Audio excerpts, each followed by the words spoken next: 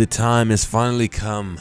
I know I'm dead last with a review for Horizon Zero Dawn, but I promised it and here it is. And the reason why it took so long is simply because I promised myself that I have a full walkthrough of the story uploaded before I even thought about uploading the review. And the reason why it took so long to get that walkthrough up, having beaten the game just a week after its release, is because my ISP's upload speed is mighty slow.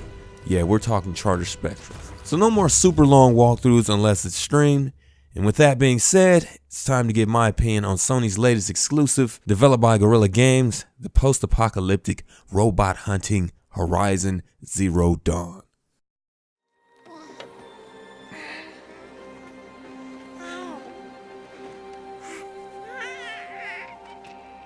Here, wear this. It belonged to my daughter. Good.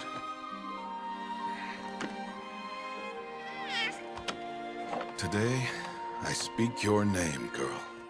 So let's dive right into what makes this game so interesting, its story and setting. Horizon Zero Dawn takes place in the post-apocalyptic world, inhabiting life with little to no knowledge of their ancestors' history, pretty much putting humanity into a cold reset mode. What's interesting about this quote-unquote new world is that it also inhabits a race of machine beasts with just about little to no explanation as to why they're here, at least to the story's characters. You follow the main character known as Aloy, an outcast among many tribes of the reset land, who has to prove herself and eventually becomes, you guessed it, a badass leader. Now this girl deals with a lot of adversity, a lot of hatred and shit, and she basically has to prove everyone wrong throughout this game. As you follow her life from child to young adult, you clearly see her motives are guided by her will to find her own self-origins. And along the way you find out some pretty big shit that answers a load of questions as his new humanity's civilization's ancestry and why things are the way they are. Now the game follows a pacing that I can't exactly call a slow burn, but I'd say a moderate burn where about half the story takes it a bit easy, and the second half, particularly the third act, shit goes down. A roughly 21-hour story that I can thoroughly say that I enjoyed all the way throughout. Hey, man, is oh yeah. Override a tall neck? Let's go.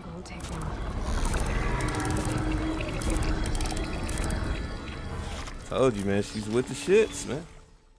Oh, it's no secret. This game is goddamn beautiful, and although I did not run through this adventure on a PlayStation 4 Pro, I can vouch and say that it's aesthetically beautiful on the standard PS4 as well. One thing that really impressed me is this game's very polished optimization. Rarely did I run into any game-killing bugs and glitches that stand out ridiculously.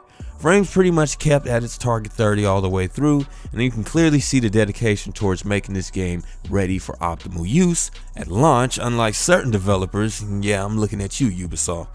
One thing that may be minor to some but major to me is a story-driven game's original soundtrack, and holy shit, I love Horizon Zero Dawn's. Elegant, with meaningful, angelic vocals and heavily orchestrated instruments during battles and dark moments, and as a theatrical score fan and enthusiast, I can say that I mostly like what I heard. Presentation overall, pretty damn great.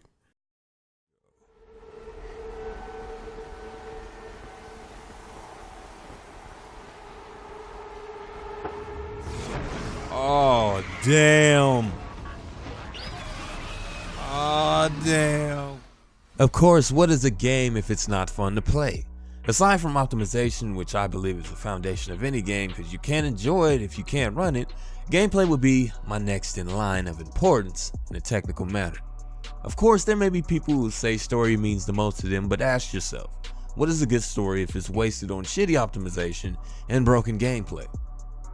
With that being said, I'm happy to say that Horizon Zero Dawn pretty much delivers in this category as well, with just a few gripes. For one, and this may be more of a personal matter rather than a universal flaw, the lack of aim sensitivity adjustments.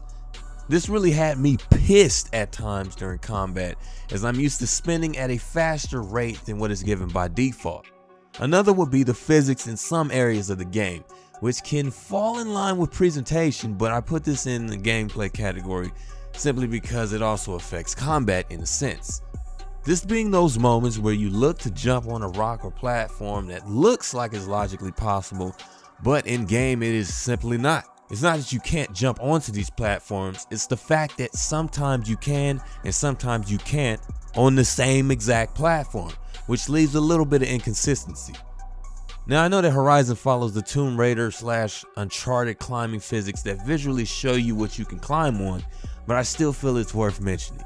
Aside from that, the gameplay is really good.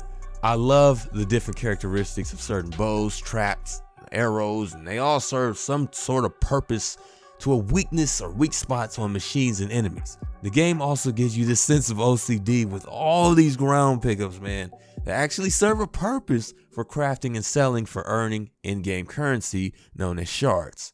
The feeling of needing to pick up everything got me feeling similar to how I felt when I played The Witcher 3. The skill tree follows a simple format: earn points, get skills, and it works very well in this game. Gameplay as a whole is very well done, with just a few gripes from my experience, but overall it's pretty goddamn good. To override these machines, I guess I'll have to look in their cauldrons.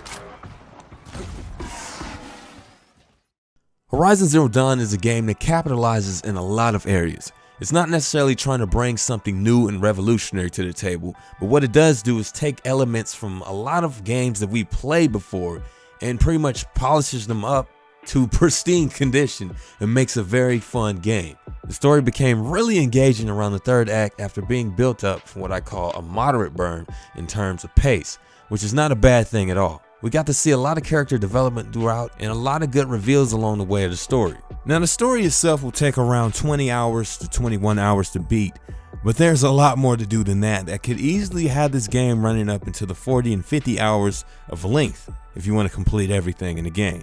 That combat is pretty damn fun, man. I love the variety of weapons that we have to work with, especially some of the traps that we have to work with, such as the trip caster and all that, and the rope caster. It's all a nice addition that really complements the other weapons on this game, such as the different variety of bows for every situation that you deal with this certain type of character.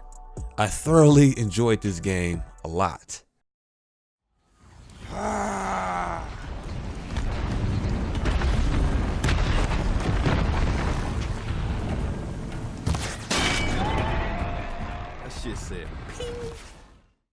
Now, as mentioned earlier, the only problems I really had were the lack of sensitivity adjustments in this game.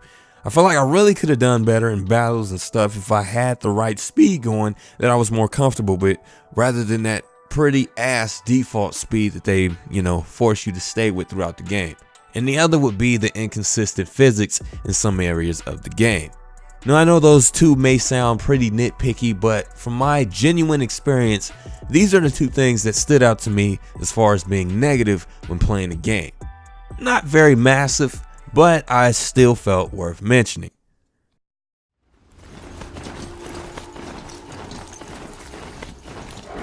If you have followed me to this channel from my last channel known as Addixx Life XII, you know that I now use a format that breaks down to 3 categories, known as the good, the bad, and the shitty, rather than the old number scoring format.